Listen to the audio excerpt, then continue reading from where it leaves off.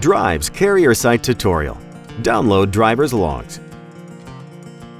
You can access logs by drivers on the Drivers page or by date on the Logs page.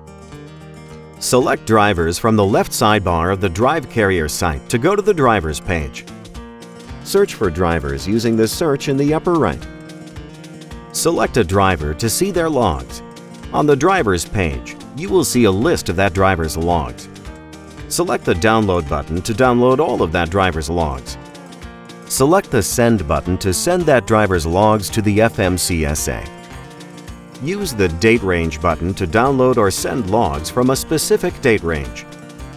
To download a specific log, select that log and then select the Download button. Select Logs from the left sidebar to view all the driver's logs. When you select an individual log, you will be taken to that log on that driver's page. Select the Download button to download that specific log. Drive, your solution to ELD compliance.